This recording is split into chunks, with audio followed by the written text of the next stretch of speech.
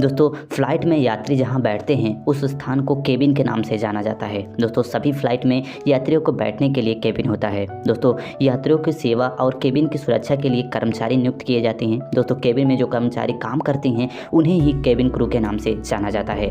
दोस्तों cabin crew उसे कहते हैं जो फ़्लाइट तथा जो भी एयरलाइंस होते हैं, जो भी यात्री उसमें जाते हैं उनको सर्विस देना ही और उनको आरामदायक घर जैसा महसूस करवाना ही इनका काम होता है। दोस्तों इनका काम फ़्लाइट में आने वाले जो भी यात्री होते हैं उन्हें सर्विस देना होता है, जैसे कि यात्रियों की सुरक्षा करना या फिर यात्रियों को कोई भी ज़रूरत की सामान हो गया तो उसके पहुंचाना या फिर फ़्लाइट के नियमों के बारे में यात्रियों को बताना, ये सारा काम एक केबिन क्रू का होता है। तो दोस्तों अगर आप भी एक केबिन क्रू बनना चाहते हैं तो उसके लिए आपके पास योग्यता क्या होनी चाहिए, सबसे पहले हम बात कर लेते हैं। तो दोस्तों अगर आप भी केबिन क्रू बनना चाहते हैं तो सबसे पहले अपना 12th पास कर लें। दोस्तों आपका 12th किसी भी स्ट्रीम से हो सकता है, यानी कि साइंस, कॉमर्स, आर्ट, किसी भी स्ट्रीम से आपको अपना 12th पास करना होगा, या फिर आप चाहें तो अपना ग्रेजुएशन भी आप पूरा कर सकते हैं। दोस्तों आपका ग्रेजुएशन BA BSc कोई भी यदि आपने कोर्स कर लिया है, इसके बाद भी आप केबिन क्रू के लिए आवेदन कर सकते हैं।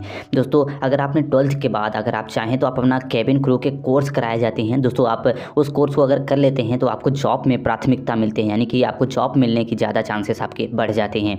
इसके साथ साथ आपके पास जो योग्यता होनी चाहिए, जो आपकी उम्र होनी चाहिए केबिन क्रू बनने के लिए, वो उम्र आपकी 18 से 25 वर्ष के बीच में होनी चाहिए। काफ़ी सारी एयरलाइंस हैं जहाँ पे अधिकतम आयु यानी कि 18 से 35 वर्ष भी होते हैं, तो आप एयरलाइंस में जाके पता कर सकते हैं कि वहाँ पे आपका एज लिमिट क्या है। दोस्तों इसके बाद आपके पास जो योग्यता होनी चाहिए, जो कैंडिडेट हैं, जो आप आवेदन कर रहे हैं स्टूडेंट, वो शारीरिक और मानसिक रूप से फिट होने चाहिए, यानी कि फिजिकली और मेंटली रूप से आप फिट होने चाहिए यदि आप एक केबिन क्रू बनना चाहते हैं। इसके साथ साथ आपको हिंदी और इंग्लिश लैंग्वेज का अच्छा नॉलेज होना चाहिए।